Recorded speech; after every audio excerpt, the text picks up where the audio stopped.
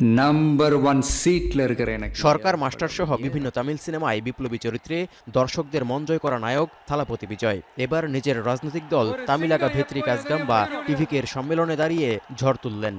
உணர்வுபூர்வமா உண்மையா நம்ம பக்கத்திலே நிக்கிறவங்க মাদুরের বিশাল সমাবেশে ভারতের ক্ষমতাসীন দল বিজেপির বিরুদ্ধে যুদ্ধ ঘোষণা করে লাখো জনতার মন জয় করলেন এই অভিনেতা। নরেন্দ্র মোদীর নেতৃত্বাধীন দলটিকে ফ্যাসিবাদী আখ্যা দিয়ে এই লড়াইয়ের ঘোষণা দিতেই সমর্থকদের করতালিতে ফেটে পড়ে সমাবেশ প্রাঙ্গণ। চলতি বছরের বিধানসভা নির্বাচনকে সামনে রেখে দেয়া এই ভাষণে প্রধানমন্ত্রী নরেন্দ্র মোদীকে সরাসরি চ্যালেঞ্জ ছুড়ে দেন থালাপতি। অভিযোগের আঙুল তুলে বলেন, ক্ষমতাসীনদের একগুঁয়েমির কারণে ভারতের শিক্ষার্থীরা ভুগছে।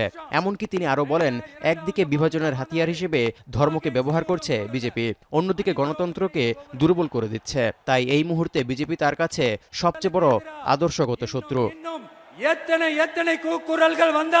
বিজেপির পাশাপাশি রাজনৈতিক দল ডিএমকেকেও শত্রু হিসেবে আখ্যা দিয়েছেন